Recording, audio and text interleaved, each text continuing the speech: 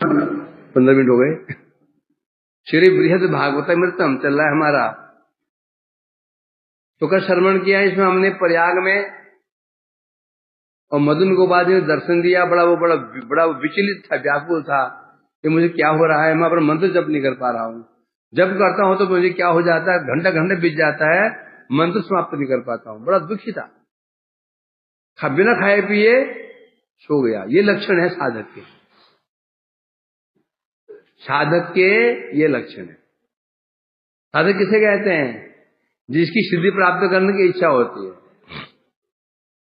साधन नहीं हो रहा है तो भी मस्त है, मस्त और मस्ती में आग लगे बस्ती में, खाने को मिल रहा है, क्या चिंता है, हो ना हो। ये लक्षण नहीं। साधक का लक्षण यही है। कृष्णनाथ कविराज गोस्वामी काम गायत्री मंत्र का एक अक्षर का अर्थ समझ पा रहे थे। एक अक्षर, तो जब मंत्र का मैं एक अक्षर का ही मैं उसका अर्थ नहीं समझ पा रहा हूं तो सिद्धि क्या होगी? सिद्धि नहीं हो तो जीवन धारण करने क्या लाभ है? राधा कुंड में आत्महत्या करने छलांग लगा ही रहे थे। जब फिर मंत्र का अर्थ ही में मालूम नहीं है तो फिर सिद्धि हो दूर की बात है। राधिका जी ने पकड़ लिया उनको, वो नहीं ऐसा। इसे कहते साधन। जगत में हम देखते हैं जो व्यक्ति टॉप पर आना चाहता है 22 घंटा पढ़ता है, एक एग्जाम में मार्क्स कम आ जाते हैं तो बड़ा विचलित हो जाता है, दुखी हो जाता है। एक मार्क्स कम आ जाए उसका तो दुखी हो जाता है। उसी प्रकार से साधक का ये लक्षण है। ये साधन भजन में कमी आ जाए तो उसका हृदय फटना चाहिए, उसको व्याकुल हो जाना चाहिए। ये कैसे हो गया, वो कैसे हो गया। तो ये लक्षण है। वो मंत्र जप नहीं कर पा रहा है, व्याकुल हो गई, क्या हो रहा है, क्या मुझे कि भूत ने पकड़ लिया, या कि नींद के वशीभूत हो गया, या किसी ने मुझे जादू टोना कर दिया कि मैं मंत्र को जपते समय ही मेरे को नींद आ जाती है। व्याकुल हो गया, खाया पिया भी नहीं, ऐसा हो गया बेचारा। जब जब जब व्यक्ति दुखी हो जाता है ना, खाना पीना भी अच्छा नहीं लगता। उसकी ऐसी अवस्था देख करके मदन गोपाल जी उसकी आराध्य बड़े संतुष्ट हुए, दर्शन दिया, बोले तुम चिंता मत करो, तुम्हें न भूत ने पकड़ा, न प्रेत ने पकड़ा, न नींद के वशीभूत हो, बस तुम ये स्थान छोड़ो। तुम वहां पर तुमको प्रयाग में नहीं, कहां पे, वहां पे काशी में स्वयं तुम्हारी आराध्या कामाख्या देवी और उमापति महादेव ने तुम क्या आदेश दिया था, भूल गए उसको, और तुम यहीं अटक गए। यही है भक्ति मार्ग। हम भक्ति मार्ग में बढ़ रहे हैं, मार्ग में अनेक लोभ आएंगे। बगीचे, एक फूल का बगीचा, पके आम का बगीचा, केलों के बगीचे, हमें उन बगीचों को नहीं देखना है। सीधा बड़ा एक प्रतिष्ठा बिखरी हुई है, प्रतिष्ठा, रुपया पैसा धन दौलत मिलेगा रास्ते में, परंतु घोड़ी की तरह जो घोड़ा जोते टांगे में, तो उसके यहाँ क्या करते हैं, ये लगा देते हैं। देखा भी आनंद भी देखा क्यों लगाते हैं? वो दिखाई ना पड़े, दिखेगा तो उसका ध्यान वहां चला जाएगा, इसलिए उसको यहाँ लगा देते हैं उसको ऐसे, वो जो सामने दिखता है। तो साधक को और कुछ दिखना ही नहीं चाहिए, केवल मार्ग, बस केवल मार्ग दिखना चाहिए। बस क्या दिखना? मार्ग और मार्ग का लक्ष्य, जो गंतव्य, दो दिखना चाहिए बस। तब होता है, तब कहते साधक है। साधक ही क्या दिख रहा है? सब दिख रहा है। द्रोणाचार्य ने पूछा, सब बच्चों ने पूछा, बताओ तुम्हें क्या दिख रहा है? कोई पेड़ दिख रहा है, छोड़ो, तुम छोड़ दो। तू क्या दिख रहा है? बोले मुझे पक्षी दिखाई दे रहा है, रुको, धनुष रोक दो, मेरे बस की बात नहीं है। किसी ने कहा मुझे चिड़िया का सिर दिख रहा है, रख दो। अर्जुन ने क्या कहा? मुझे चिड़िया की आंख दिख रही है, आंख। एकाग्र मन, एकाग्र होना चाहिए। इधर नहीं उधर नहीं। भाई बड़े बड़े मार्ग में, भक्ति मार्ग में बड़े बड़े बड़े प्रलोभन आएंगे। सम्मान के सम्मान बरस रहा है। ये लोग गुरु जी महाराज जी प्रभु जी कह रहे हैं, मालाएं लेके पीछे घूम रहे हैं, खन खन खन वृष्टि वर्षा हो रही है, ये बालाएं सुंदर सुंदर बालाएं मन को मोह रही हैं। इतने पड़ाव पार करने पड़ेंगे तब पहुंच सकते हो भक्ति देवी के महल में। कहीं मुक्ति खड़ी हुई है, कहीं भुक्ति खड़ी हुई है, कहीं सिद्धियां खड़ी हुई हैं और मन को लुब्ध कर रही हैं। मान सम्मान तो मान सम्मान कितने प्रिय होता है आदमी को, प्रतिष्ठा सबकी ओर नींद देख रहे, सीधा चलना बस। परंतु चल गए तो पा गए, यहां मुड़ गए तो थम गए। तो यहां तो इसलिए कह रहे हैं, मदन गोपाल जी कह रहे हैं, जब तेरे को बोला था उमापति महादेव ने कहा था तुझे वृंदावन जाना, तो यहां क्यों अटक गया है? तो सीधे यहां जो निकलो और वृंदावन जाओ और वहां जाकर के तत्रासाधारणं हर्षं लप्स्यसे मत् प्रसादत विलंबम पथि कुत्रापि मां कुरुस्व कथंचन। तू वहां जाओ, मद प्रसादात असाधारण हर्षम लप्स्यसे। तो वृंदावन जाओ, वहां जाकर तुम्हें मेरी कृपा से तुम्हें असाधारण आनंद प्राप्त होगा। कैसा क्या प्राप्त हो? हर्ष। कैसा? असाधारण हर्ष प्राप्त होगा मेरी कृपा से। अतः मां कुरुष विलंबम पथि, मार्ग में विलंब बिल्कुल मत करना आप, हैं? कथंचन, कहीं पर भी नहीं, किसी प्रकार विलंब नहीं करना, रास्ते में अटकना नहीं। लाख प्रलोभन आए, तुम्हें सीधा आपको क्या दिखना चाहिए? क्या दिखना? वृंदावन, बस ये लक्ष्य है। टीका में कह रहे हैं, अब यहां बताया असाधारण हर्षम लक्ष्य से, असाधारण हर्षम लक्ष्य से, तो इसका मतलब क्या बता तुम्हें? असाधारण हर्ष होगा, इसका मतलब कोई हर्ष ऐसा भी जो साधारण है। जब यहां क्या लग गया है? विशेषण लग गया है। क्या? असाधारण हर्ष प्राप्त होगा, तो तात्पर्य क्या हुआ? एक हर्ष ऐसा भी है जो साधारण। वहां सब व्यक्ति, वहां साधारण व्यक्ति ही जाते हैं, तो मतलब क्या हुआ? साधारण व्यक्ति नहीं जाते हैं। तो अब बता, तो ये असाधारण क्या है, साधारण क्या है? असाधारण अर्थ होता है अतुलनीय, अतुलनीय, न तुलनीय, अतुलनीय, जिसे किसी की तुलना हो ही नहीं सकती। क्या क्या है? चतुर्वर्ग अर्थात धर्मर्थ काम मोक्ष, जो चतुर्थ पुरुषार्थ हम कहते हैं, धर्मर्थ काम मोक्ष चतुर्थ पुरुषार्थ है। ये क्या है? साधारण हर्ष का विषय है। तो धर्म अर्थ काम मोक्ष का जो ये हर्ष है, आनंद है, इससे भी श्रेष्ठ आनंद तुम्हें कहां प्राप्त होगा? वृंदावन में। धर्मर्थ काम मोक्ष का जो आनंद है वो तो साधारण है। धर्म से अर्थ का, अर्थ से काम का, काम से मोक्ष का। क्या? कर्म से आनंद, धर्म से आनंद किसका है? अर्थ का। धर्म कर्म किया, उससे आनंद हुआ, उस श्रेष्ठ क्या है? अर्थ। अर्थ हाथ में आ जाए आनंद। अर्थ से अधिक आनंद किसमें है? कामनाओं में। उसे अधिक आनंद किसमें है? मोक्ष में। कर्म था ये उत्तरोत्तर आनंद का उत्कर्ष है। जैसे उसमें फिर तो चारों जो पुरुषार्थ हैं, ये चतुर्वर्ग है, इसका जो आनंद है, इस आनंद को एक पल्ले में रख दिया जाए तराजू के, अन्य पल्ले में न स्वर्गम न पुनर्भवम। कैसे लोग है?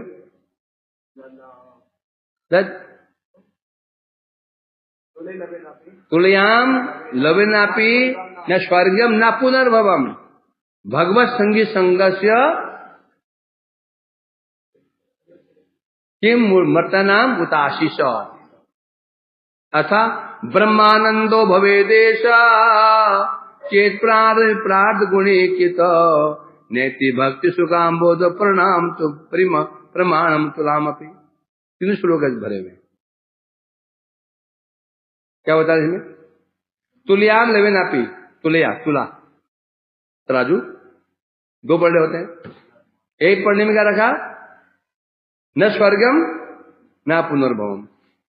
एक तरह में रख दिया स्वर्ग सुख, अपुनर्भव मुक्ति सुख, एक पढ़ने में रख दिया। अन्य पढ़ने में रख दिया भगवत संगी संगस्य, भगवान के भक्त का संग, भगवान के भक्तों का संग का जो आनंद है उसको पढ़ने में रख दिया।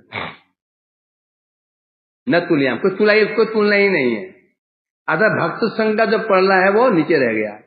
तो बोलते जब स्वर्ग और मुक्ति ये सुख कुछ नहीं, फिर तो मर्तना मुताशिष, मर्तना मुताशिष में क्या हो गया? उच्छासित। तो जगत का सुख पर क्या है? ये पुत्र मिल गया, पुत्री मिल गई, सुंदर पत्नी मिल गई, धन मिल गया।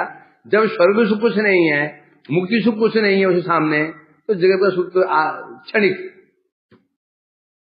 सुख है। स्वास्थ्य मिल गया, अच्छा धन मिल गया, अच्छी पत्नी मिल गई, पुत्र मिल गए, यार दोस्त मिल गए, इसको तो फिर कहना ही क्या। तो इसलिए क्या कह रहे हैं यहां पर, तुमको वहां जो क्या मिलेगा? धर्मार्थ काम मोक्ष को भी तुच्छ कर देने वाला असाधारण सुख मिलेगा। कहां मिलेगा? वो वृंदावन में। वो ध्यान रखना, मार्ग में कहीं भी किसी प्रकार का विलंब, मतलब कथंचन, मतलब ज्ञान मार्ग आदि में विलंब मत करना। कहीं को ज्ञान का अनुशीलन, ज्ञानी लोग बैठे हो, तो कर्मी लोग बैठे हो, तो तपस्वी लोग बैठे हुए, वही बैठ गए, बिल्कुल मन को चंचल मत करना, सीधे विलंब मत, वहां पहुंच जाओ। और मत प्रसाद, मेरी कृपा से तुमको वहां पर अपार आनंद प्राप्त होगा, यद्यपि यहाँ काशी में भी काशी में तुम जो काशी प्रयाग, यहाँ काशी में प्रयाग में ही यहाँ पे, तो तुम्हें जो आनंद प्राप्त हो रहा है वो भी मेरी कृपा से हो रहा है। भगवान कह रहे हैं काशी में तो आनंद प्राप्त हुआ, यहां आनंद प्राप्त हुआ, ये भी मेरी कृपा से प्राप्त हो रहा है। मैं नहीं आनंद प्रदान कराया है, परंतु मानो गोपकुमार ने पूछा, जब यहां भी आनंद, आप भी आनंद दे रहे हैं, वहां भी आनंद, फिर तो समानता हो गई। यहां भी आनंद दे रहे हैं आप हैं, यहां भी वो भी आप ही हैं, तो फिर वहां क्यों जाऊं मैं? देने वाला एक है, और जब देने वाला एक ही है तो फिर यहां मिल रहा है तो कष्ट करके उन्हीं दूर क्यों जाऊं मैं? वो बोला ऐसा बोलने क्यों? क्योंकि देने वाला एक होने पर भी स्थान का महत्व होता है ना। आइसक्रीम वही होती है, चाहे ढकेल पर हो, चाहे वो रेस्टोरेंट में हो, परंतु 5 साल में खाओगे आइसक्रीम है अलग ही टेस्ट आएगा। रोड में खा रहे हो, गाड़ी भों जा रही है, ये धक्का मारा, यहाँ धक्का मारा किसी ने, आइसक्रीम नहीं गिर गई, उठाया उसको, फिर धुआं छूट गया जाए, अब पसीना निकलने से हैं पिघल जाते क्या? खा रहे थे बोल में परमेश्वर गुजर गया, झट पीठ घुमा ली हैं, सारा मजे खराब हो गया। अब बैठे कहां पर? क्या वो साउंड प्रूफ एसी रूम बैठे हुए हैं जहां कोई आवाज नहीं, पिन ड्रॉप साइलेंस है, शांत बिल्कुल आराम से एसी चल रहा है, जिसके लिए रख दिया फिर मजे में। सामने बड़ा वो टीवी चल रहा है, बड़ा तो क्या बोलते हैं उसको, बड़ा जो दीवार में टीवी बड़ा एलईडी चल रहा है, मजे आ रहे हैं, वो अलग ही, वही आजकल तो वही है। नंद किशोर जी आनंद में अंदर है कि नहीं? बहुत अंतर है, बहुत अंतर है। तो भगवान कह रहे हैं देखो भाई, यहां भी मैं आनंद दे रहा हूं, परंतु वृंदावन में जो आनंद होगा वो क्या, वो विशेष आनंद होगा, क्योंकि किसी विशेष स्थान, विशेष काल, विशेष संघ के प्रभाव से मेरी कृपा में भी वैशिष्ट होता है। इस जगत में ऐसे होता है ना, विशेष काल, विशेष स्थिति और विशेष परिस्थिति में एक ही चीज का अंतर पड़ जाता है, एक ही चीज का अंतर पड़ जाता है ना। वही चीज सुबह सुबह करो, वही दोपहर करो, वही रात करो, अंतर पड़ जाएगा। कोई भी हम काम करते हैं तो अंतर पड़ जाता है। तो इसके अनुसार काल, स्थान और परिस्थिति, समय स्थान और परिस्थिति, तीन के अनुसार वो उसका प्रभाव बदल जाता है। अर्थात कहने क्या चाहते हैं, यहां मैं तुम पर कृपा कर रहा हूं, पर ये मेरा स्थान है नहीं, ये मेरा स्थान नहीं है। क्यों? मेरा स्थान कौन सा है? वृंदावन मेरा स्थान है, जो मेरा स्थान है। वही जब कोई व्यक्ति कृपा करता है, घर में रहे तो कोई ऑफिसर है, तुम काम करने जाते हो, ऑफिस में जाओगे तो काम हो भी सकता है और नहीं, घर पहुंच गए तो, क्योंकि वो घर में प्रसन्न है, इसमें वो ऑफिस में टेंशन में है, वो 10 फाइलें है, तुम्हारी फाइल उठाने वो हो रही, फिर फाइल ढेर लगा हुआ है, तुमने फाइल बढ़ा दिया आगे, जो घर में क्या, वो शांत है, प्रसन्न है, उस मुद्रा में कुछ भी करा लो उससे। इसे जो रिश्वत कहां दी जाती है? ऑफिस में देते हैं रिश्वत, कहां से देने जाते लोग? मिठाई डिब्बू में, घर पहुंचाते हैं। क्यों पहुंचाते हैं? वहां परिस्थिति अलग है। तो ये कह रहे हैं कि वो जो विशेष, जो वृंदावन है विशेष स्थान है, तो वहां कृपा भी क्या होगी? विशेष होगी। ये सुन करके तताच प्रातुरोत्थाय हृष्टा संप्रस्थित क्रमात् श्रीमन मधुपुरीं प्राप्त स्नात विश्रांति तीर्थके। तत श्रुत्वा, सपने में ये श्रवण करके सप्रातुरोत्थाय हृष्ट, प्रातःकाल उठा, शैया त्यागी, हृष्ट सन, प्रसन्न चित्त होकर के, हृष्ट सन, हृष्ट माने प्रसन्न चित्त होकर के, क्रमात् प्रस्थित, वृंदावन की ओर प्रस्थान कर गया। क्रमात् मधुपुरीं प्राप्त, क्रमात् क्रमशः, कर्म होते होते वहां से आगे बढ़ते बढ़ते बढ़ते बढ़ते बढ़ते बढ़ते श्रीमन मधुपुरीं प्राप्त, मथुरापुरी में पहुंच गया। क्या किया? विश्रांति तीर्थ के स्नातो, मथुरापुरी पहुंच करके सबसे पहले विश्राम तीर्थ, विश्राम तीर्थ है, विश्राम घाट है, वहां पर स्नान किया। ये विश्राम घाट बड़ा महत्व है। जो भी हमारे गोस्वामी लोग वहां गए, पहले विश्राम घाट पे स्नान किया है। महाप्रभु गए पहले विश्राम घाट, माधुपुरी बाद गए विश्राम घाट, पहले विश्राम घाट ही जाते हैं, वो रास्ता वही पड़ता है ना। बंगाल से आना हो तो पहले क्या पड़ेगा? मथुरा, पहले वहां पहुंचे। टीका में कह रहे हैं, इस प्रकार से वेणु माधव जी का आदेश पाकर के वो ब्राह्मण कर्म से धीरे धीरे मार्ग को अतिक्रमण करता करता करता मथुरापुरी आ पहुंचा। विश्राम किया, विश्राम घाट पे स्नान किया। गतो वृंदावनम तत्र ध्यायमानं निजे जपे, तम तम परिकरम प्रायो भिक्षा भिक्षणम ननंदस।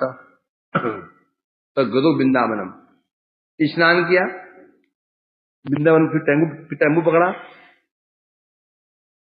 टेम्पू पकड़ा, टेम्पू नहीं गया है?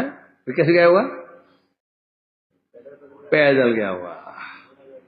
अब तो बहुत सुविधा हो गई ना, तीर्थ में जाओ, आराम से टिकट कटाओ, चलेंगे मजे में।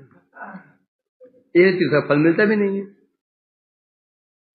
फल क्यों नहीं मिलता?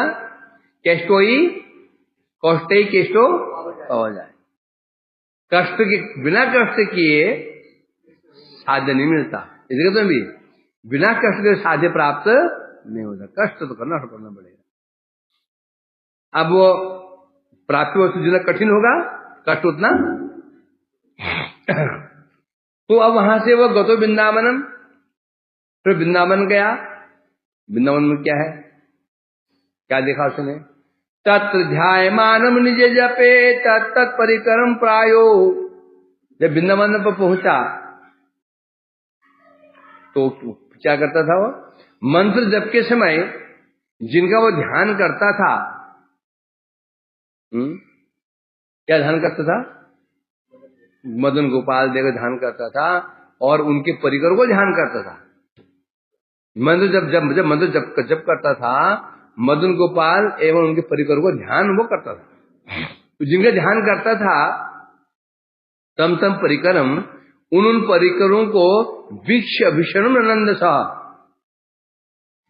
जिनका ध्यान करता था वो समस्त परिकरों को अपने समक्ष वीक्ष दर्शन करने लगा। उससे क्या हुआ?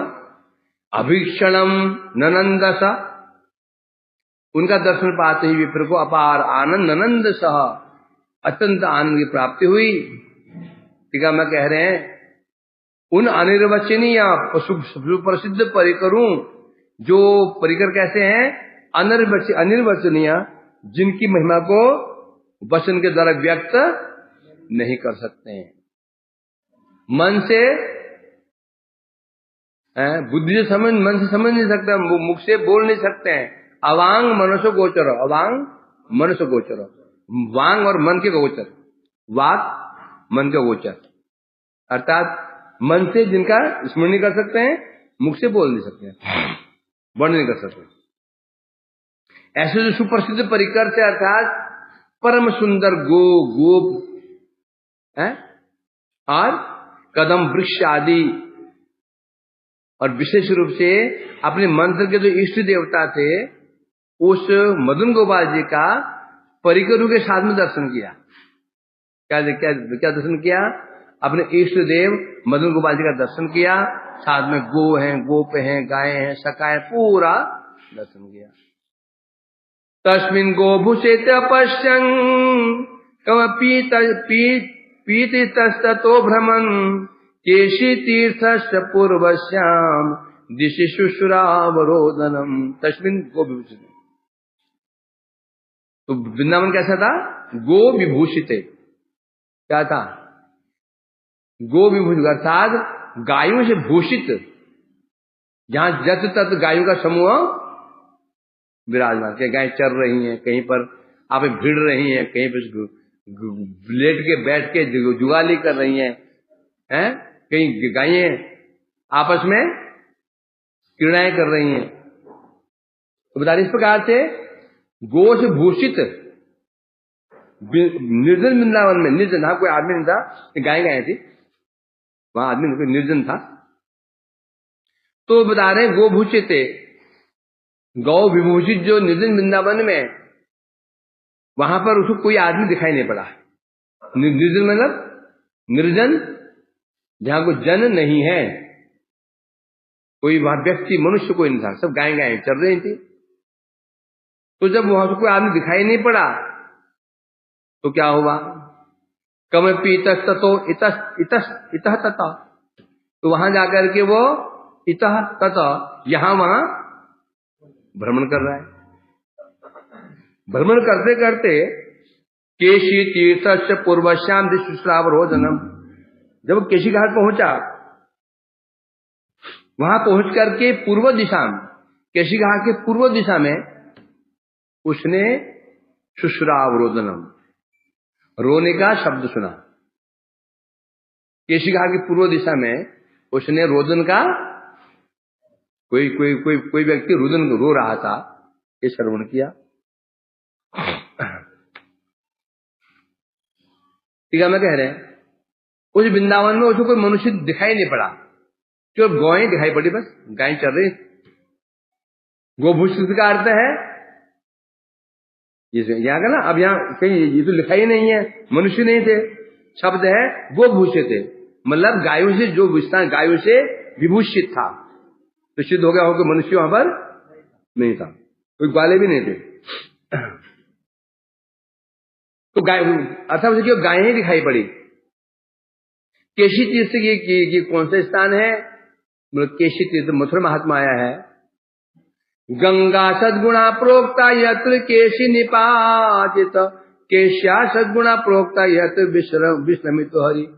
शास्त्र में कहा गया है, कहाँ कहा गया है, वराह पुराण में मथुरा महात्मा में कहा गया, जिस स्थान पर केशी निपातित हुआ, केशी का पतन हुआ, केशी का वध हुआ, उसे केशी घाट कहते हैं, केशी तीर्थ कहते हैं। इसकी क्या महिमा है, गंगा सद्गुणा प्रोक्ता, गंगा जी की अपेक्षा सद्गुणा 100 गुना अधिक श्रेष्ठ है। गंगा के अपेक्षा 100 गुना अधिक श्रेष्ठ कौन सा स्थान है, बोले केशी तीर्थ, केशी घाट। फिर केशिया सद्गुणा प्रोक्ता यदि विषमित तो हरि, फिर केशी घाट से भी क्या है, सद्गुणा 100 गुना श्रेष्ठ है, यत्र विश्रमित तो हरि, जब भगवान ने विश्राम किया। कौन था वो, विश्राम घाट। तो ये केशी घाट, तो इसलिए कह रहे हैं यहां पर, तो वो स्थान केशी की जो केशी घाट है, इसे 100 गुना अधिक श्रेष्ठ है विश्राम घाट। केशी घाट 100 गुना अधिक श्रेष्ठ, गंगा से 100 गुना अधिक श्रेष्ठ क्या है, केशी घाट। ये 100 गुना श्रेष्ठ क्या है, विश्राम घाट। तो आवाज रोने की ध्वनि सुनाई पड़ी। तद्दिग्भागम गत प्रेमणा नाम संकीर्तनैर्युतम, तदा कर्ण मुहुस्तत्र तम मनुष्यम अमार्गयत्। अब दिखाई को दिया नहीं, यहां देखा कोई दिखाई नहीं पड़ा। तद्दिक भागम, जहां से रोने की आवाज आ रही थी, तद्दिक उस दिशा में वो आगे बढ़ा। उसने अनुभव किया, क्या अनुभव किया, प्रेमणा नाम संकीर्तन युतम आकर्ण। उसने ये सुना कि कोई व्यक्ति क्या कर रहा है, प्रेम पूर्वक नाम संकीर्तन करते हुए रो रहा है। जहां सुना कि कोई व्यक्ति नाम कीर्तन कर रहा है, प्रेम पूर्वक नाम कीर्तन करते हुए रो रहा है, रोते हुए नाम कर रहा है प्रेम पूर्वक। अब बोले कि ये कैसे पता चला कि वो व्यक्ति दुखी होकर रो रहा है कि प्रेम से रो रहा है, कैसे लोग बताओ।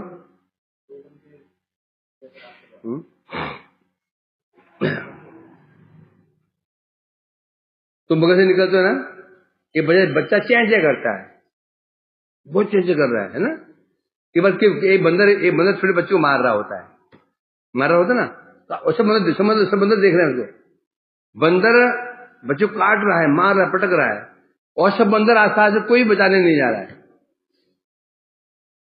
और फिर आगे गए कि एक बड़े बंदर छोटे बंदर को मारना चाहा, सब चिपट गए उसको, वो भी चिल्ला रहा था, वो भी चिल्ला रहा था। तो इसमें मतलब तो जो वहां मारा तो सब बंदर बचाने क्यों नहीं गए, वो तो बेचारा रो रहा था ना, तो बचाने क्यों नहीं गए, क्या कारण है यहाँ पर। तो मान लो ये इसकी मैया मार रही है इसको, बदमाशी की मैया पिटाई कर रही है इसकी, बच्चे बंदर देख रहे हैं ठीक कर रही, और वहां पर क्या होगा, विरोधी बंदर को ही शत्रु भाव से उसको कष्ट दे रहा है। जब चिल्लाया वो सब दौड़ पड़े, हम लग रहा है कि रोना समान है, नहीं है। जो व्यक्ति आनंद से रो रहा हो कि दुख से रो रहा हो, अंतर होता है। रोने में जो रो रहा होता है उसमें अंतर बुद्धिमान समझ जाता है, ये दुख से रो रहा है कि आनंद से रो रहा है। तो समझ गया, ये जो आवाज आ रही है ये व्यक्ति कोई कीर्तन कर रहा है और कीर्तन भी कैसे कर रहा है, आराम से, कैसे प्रेम से कर रहा है और रो रहा है, इतना अनुमान लगा लिया उसने। तो अब फिर मुहुस्तत्र, और तब क्या करने लगा वो, तम मनुष्यम अमार्गयत मुहु, तब मनुष्य अमार्गयत, तब वो ब्राह्मण उस व्यक्ति का अमार्गयत खोज करने लगा बार बार। कौन? वो ब्राह्मण जो जो जो जो रो रहा था। अमार्गयत क्या होता है? खोजना, खोज कर रहा है उस व्यक्ति, यहां खोज रहा है, वहां खोज रहा है, यहां खोज रहा है, आवाज कहां से आ रही, कौन रो रहा है, ये खोज रहा है। ठीक है, मैं कह रहे हैं पहले दूर से उसने रोने की ध्वनि सुनी, दूर से केवल रोने की ध्वनि सुनी बस। अब जब ध्वनि सुनी, वो जो दिशा जो आवाज आ रही थी उस दिशा में आगे बढ़ा, तो अनुभव किया कि ये कोई व्यक्ति रो नहीं रहा है, रो तो रहा है परंतु ये प्रेम से कीर्तन करते हुए रो रहा है, ये कीर्तन कर रहा है, रो रहा है, कीर्तन कर रहा है, प्रेम से रो रहा है, ये उसने अनुभव कर लिया। कैसे कर रहा है? क्योंकि रो कैसे रहा है, ये करुण स्वर से गान की तरह रो रहा है, करुण स्वर से।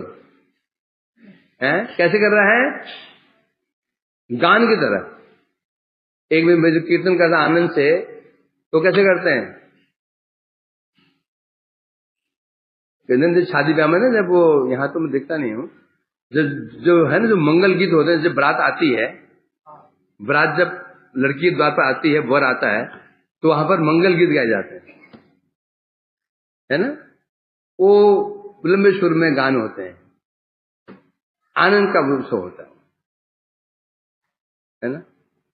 तो यहां बता रहे हैं, तो जब वो गान जो कैसे कह रहा था, दीर्घ करुण स्वर, उसने सुना कि कोई व्यक्ति ये रो रहा है और इसके करुण स्वर, दीर्घ स्वर में ये व्यक्ति कीर्तन कर रहा है, हरे कृष्ण, मतलब कीर्तन कर रहा है। बस एक कीर्तन होता है हरे कृष्णा एक होता है, एक जब आनंद में करुण स्वर से लंबे स्वर में गाएगा उसको, तो लंबे स्वर में गा रहा है और करुण स्वर से गा रहा है, तो समझो ये प्रेम में आविष्ट है। और यदि जल्दी गा रहा है, ये व्यक्ति उत्तेजित है, जोश में है, ठीक है, हरे कृष्ण समझो जोश में है, ये जो गा रहा है कोई भी है, जोशीला आदमी कोई है, और व्यक्ति करुण स्वर से गा रहा है। तुमने बंगाल में देखा, वो बंगाल होता है, क्या होता है उसको, पाला कीर्तन कहते हैं, क्या कहते हैं, पाला कीर्तन, वो जो गाना जो कीर्तन करते हैं बंगाली लोग, वो इतने लंबे हरे ही जो है ना, हरे ही कृष्ण को इतना लंबा खींच देते हैं कि उसमें हमारे 3 सांस आ जाए। यहां से खींचते वो गुबार वो पहुंच जाएगा, हरे कर तो वहां पहुंचा है, वहां पहुंच जाएगा, हरे कर तो वहां जहाँ पहुंच जाएगा। और ऐसे कीर्तन करते हैं, खुद भी रोएंगे और देखने वाले भी रोएंगे। मगर कल कई साल पहले, 25-30 साल, बहुत पहले, 25 साल नया था मैं, तो एक तो हमारा मठ है ना हल्दर बगान में, गुरुदेव मठ है, बामन क्या मठ है, बामन देव क्या मठ है, हाँ, हम गुरुदेव मठ हुए ना, तो वहां टिका था, तो बगल में एक ना गौड़ी बाड़ी था, बहुत बड़ा हॉल था। तो वहां पर कोई, उसमें वहां की कीर्तनिया थी, नाम था राधा रानी बड़ी प्रसिद्ध कीर्तनिया थी समय, आपको बंगाल की, पारा कीर्तन करते थे, नाम था राधा रानी, एक स्त्री थी वो, 30-35 साल की होगी। तो उसकी पार्टी आई थी, तो मठ में निमंत्रण दिया था हमको भी, तो हम भी गए थे, कुछ दिया हमको। तो जब गाना शुरू हुआ ना, तो वो तो रोई, हम भी रो रहे थे। और प्रसंग क्या था, गान में कह रही है, मानो कृष्ण माने ये जीत तय हुआ, कृष्ण बेटा किसका है, शर्त ये लगी 7 पर्दे होंगे, उस तरफ जो देवी देवी है स्तन दबाएगी, दूध की धार 7 पर्दों को फाड़ते हुए आएगी, मुख में चली जाती है जिसकी, तो पुत्र उसका है। दोनों ऐसे करेंगे। उसमें यशोदा देवी का जो वर्णन कर रहा था वो मैंने कह रही भाव कि तेरे को मैंने इतना प्रेम किया, आज मेरे को परीक्षा देनी पड़ेगी, आज ऐसी स्थिति आगे मैं परीक्षा देनी पड़ेगी। वो ऐसे कह रही थी ना, हमारे आंखों आंसू धर धर धर धर धर पूरा हॉल रो रहा था। इतने मधुर शब्द गाते, करुण शब्द थे कि पूछो मत। इसलिए तो उसने विचार किया कि केशी घाट की पूर्व दिशा में कोई व्यक्ति रो रहा है और ये कीर्तन कर रहा है, कीर्तन भी आनंद से कर रहा है, और आनंद का लक्षण क्या है? रोना। ये बड़ी समस्या है। दुख हो तो रोना, आनंद हो तो रोना।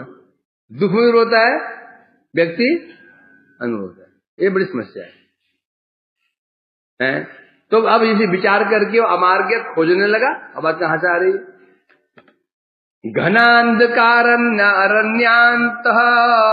स्वपश्यन कंचित उन्मुख निर्धारित ध्वनि स्थानम यमुना तीर्मव्रजत। आगे बढ़ा, इसमें क्या देखा? एक वन देखा, एक जंगल, एक वन देखा। वन कैसा था? घना अंधकार अरण्य। इतना घना अंधकार था उस वन में कि सूर्य की रोशनी प्रवेश नहीं कर रही थी। यदि जंगलों में जाओगे आप, ऐसे जंगल होते हैं कि आप दिन में घुस जाओ, दिन में सूर्य का प्रकाश पड़ता भी नहीं, लगे अंधकार हो गया ऐसा लगता है।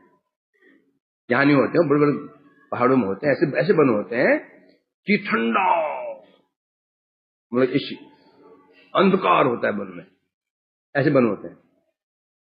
तो जो उसने देखा कि एक वन है, कैसा है?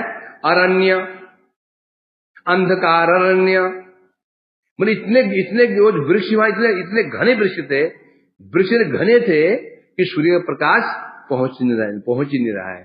और वो वृक्ष भी कौन से होंगे? एक वृक्ष होते हैं जो सीधे बढ़ते हैं, तो ताल इत्यादि सीधे बढ़ते हैं ऊपर को। एक वृक्ष तो फैलता है, ये बड़ वृक्ष ऊंचा नहीं होता, ये घूमता है, फैल जाता है। ये पीपल हो गया, ये बड़ वृक्ष हो गए, ये कदम हो गए, ये बढ़ते नहीं है, ये फैल जाते हैं ना? इसलिए घना बन जाता है। तो उसने देखा, एक वन देखा, वो वन इतना घनघोर अंधकार से युक्त था। अपश्यन कंचित उन्मुख, अब वहां खड़ा हो गया, विचार कर रहा है रोने की आवाज कहां से आ रही है। विचार के रोने की आवाज जो वन है इसके अंदर से कैसे आ रही है? विचार करके अंदर प्रवेश निर्धार्य, विचार करके इस अंधकार वन के अंदर ही कोई व्यक्ति रो रहा है। ऐसे आगे बढ़ा और जाते जाते तद्ध्वनि स्थानम यमुना तीर्म अव्रजत, जहां से रोने की आवाज आ रही थी वहां पहुंच गया। और जाते कहां पहुंच गया? यमुना तीर्म अव्रजत, यमुना के तट में पहुंच गया, तट पर पहुंच गया। ठीक है, मैं कह रहे हैं वन अत्यंत घनघोर बनता, घना बनता, सघन बनता। अब इतना घना बन था कि जहां सूर्य की रोशनी किरणें भी नहीं पहुंच पा रही थी, कोई मनुष्य दिखाई नहीं उस अंधकार में। वो रोने की आवाज आ रही थी, आवाज की ध्वनि में आगे बढ़ते बढ़ते बढ़ते बढ़ते जहां देखा कि यमुना का, कहां पहुंच गया? यमुना जी के तट पर पहुंच गया। वहां क्या देखा? तत्र निकुंजांतर गोपवेश परिच्छदम किशोरम सुकुमारांगम सुंदरम तमुदक्षत। यमुना के तट पर पहुंचा, नीप निकुंज, नीप बने कदम्ब, नीप निकुंज कदम कुंज, अर्थात कुंज किसे कहते हैं? बहुत सारे वृक्षों का समूह को कुंज कहते हैं। कुंज से कहते हैं जहां पर वृक्ष ना कुछ नतमस्तक हो, झुके हुए हो। कुंज होता है झुरमुट सा। इस शिवा कुंज में ना अंदर घुस जाओगे ना तो खोज ही नहीं पाएगा अंदर। सब वृक्ष ऐसे झुके हुए हैं, बिल्कुल पर छतरी से बने हुए हैं। पहले हम, अब तो पता नहीं जानता, कभी खास गया नहीं मैं। ये है ना, क्या नाम है ये, जहाँ मान सरोवर, क्या मान सरोवर जहाँ जाते हैं, मान क्या था, मान सरोवर, तो वो जाते थे, वो गुजी कथा करते ना, वो सब कुंजू है, कुंजू में छोटे से कुंजू होते, वो बैठ जाते, कोई यहाँ बैठा हुआ है, कोई यहाँ बैठा हुआ है, यहाँ बैठा हुआ है। अब है कि पता नहीं, अब है क्या कर दिया है, खुल गया। पहले हरे भरे कुंज होते थे, उसमें घुस गया, दिखते नहीं आपको, कहाँ घुस गए आदमी है। नहीं, वो पेड़ बड़े होते ही नहीं है, वो पेड़ जो होते हैं ऑटोमेटिक वो झुकते हैं पेड़, वो उसे कहते हैं क्या मुक्ता, क्या बोलते हैं, मोती के पेड़ होते हैं उसके होते हैं, वो बढ़ते हैं ऐसे तेरे झुकते हैं, तो कुंज होते हैं। तो वहां पर नीप निकुंज कदम वृक्ष कुंज थे हैं? तो कुंज के अंदर, उस कुंज के अंदर क्या देखा, गोपवेश्वरिच्छदम किशोरम सुकामरंगम सुंदरम तद तमुदेक्षत। उस कुंज में प्रविष्ट हुए, सामने देखा एक गोपालक, गोपालक का दर्शन किया। अंग कैसे थे, गोवेश परिच्छेदम, गोवेश में था। गोवेश क्या होता है, सिर पर मयूरपुच्छ है, हाथ में वेणु है, श्रृंग है, लठिया छड़ी है, कंधे में कामरिया है, कांधे कामर है ना। तो इसे बता रहे हैं यहां पर। तो अंदर देखा कि एक सुकुमार, एक बालक को देखा, कैसा था, किशोर मूर्ति, किशोर कहने से 15 साल, 5 साल तक कुमार अवस्था, बाल्यावस्था, 10 साल तक पौगंड अवस्था, 15 तक किशोर अवस्था, उसके बाद युवा अवस्था, फिर बुढ़ापा। अब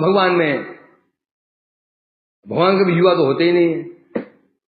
भगवान नंद किशोर जी भगवान कैसे रहते हैं, किशोरी रहते हैं, उनकी उम्र 16 साल से अधिक होती ही नहीं। अधिक क्यों नहीं बढ़ते हैं, क्योंकि आगे बढ़ने में सुंदरता कम हो जाती है। तो सौंदर्य निखरता है किसी बच्चे के व्यक्ति का, वो 16 तक ही निखरता है, उसके बाद सुंदरता निखरती नहीं, फिर वो उतरती है। भगवान बड़े चतुर है। कौन से वजह रखा है, किशोर, नंद किशोर, वया केशोरकम ध्येयम आद्य एवं परोरस। तो बालक था, किशोर अवस्था थी, 15-16 साल की उम्र थी। अंग कैसे थे, सुकुमार, क्योंकि इस समय 15-16 साल की उम्र में बच्चे के अंग, जो लड़का लड़की अंग बड़े कठोर नहीं होते हैं, सुकुमार अंग होते हैं। फिर आगे बढ़े, फिर उस शरीर, फिर उसके शरीर कठोर, बुझाई कठोर, वक्ष कठोर होना शुरू हो जाता उसका, लड़कों का। तो कोमल अंग, बड़ा कोमल अंग था उसका, सुकुमार अंग था। और गोवेश था। तो उस बालक का दर्शन किया, किशोर उस बालक का दर्शन किया। टीका कह रहे हैं, खोजते खोजते वह विप्र यमुना के तट पर उपस्थित हुआ। वहां एक बालक को देखा जो किशोर अवस्था को प्राप्त था। वो संकीर्तन वही संकीर्तन कर रहा था, वही कीर्तन कर रहा था। कैसा था, उसका वेश था गो बालक की भांति, अर्थात सिर पर मयूर पुच्छ था, हाथों में वेणु और श्रृंग था, बेत्र छड़ी, गाय भगाने की छड़ी, और उम्र थी किशोर अवस्था। अब तो भ्रमित हो गया। निज इष्ट देवता भ्रांत्या गोपालिति महामुदा समावे प्रणामाय पपा भुवि दंडवत। उसने सोचा ये मेरे इष्ट देव है, ये मेरे इष्ट है। खुशबू आ रही है, खुशबू बदबू क्या रही,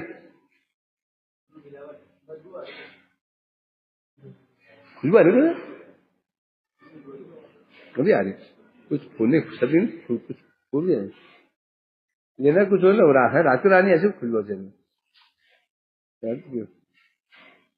तो क्या बता रहे हैं आप, उसने क्या देखा, सामने जैसे बालक को देखा, उम्र है 16 साल, सिर में मयूरपुच्छ है, हाथ में वेणु है, बेत्र है, सिंगा है।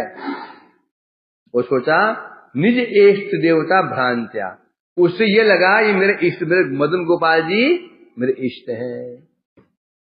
गोपाल महामुन समाहयन, इस प्रकार से अब क्या हो गया, भ्रमित हो गया। सम आवाहन, आवाहन करते हुए गोपाल हे गोपाल हे गोपाल हे गोपाल कहते कहते उच्च स्वर से प्रणामाय पपात भूदंडम, हे गोपाल कर दौड़ उनके पास पहुंच गया और पपात भूमि प्रणामाय, प्रणाम करने के लिए भूमि पर साक्षात गिर गया। कैसे? दंडवत, दंडवत प्रणाम क्या होता है? दंड की भांति। ये दंड की बात क्यों बोला? ये देखो,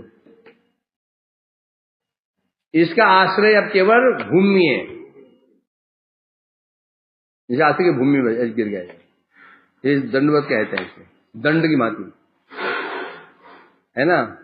अर्थात ये क्या दिखा रहा है, मेरा और कोई आश्रय नहीं, प्रभु आप ही हैं। हे वैष्णव, जो हम दंडों की भक्तों करते हैं, उद्देश्य क्या है, हमारा और कोई आप ही हमारे आश्रय है, बस हम तो निराश्रय हैं। भगवान दंड प्रणाम करते हैं, क्या वो उद्देश्य है, हे प्रभु हमारा कोई आश्रय नहीं है, अमर बोलते प्रभु आर के नाई, तुम्ही हमारा माता पिता बंधु भाई,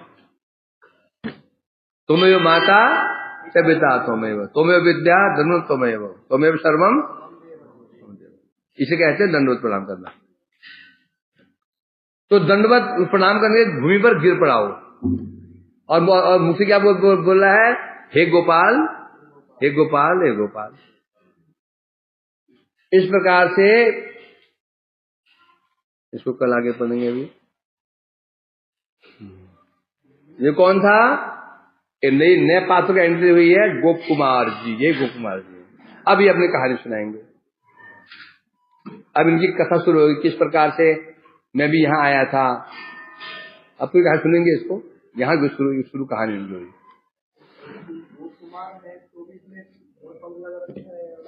सुनते जाओ।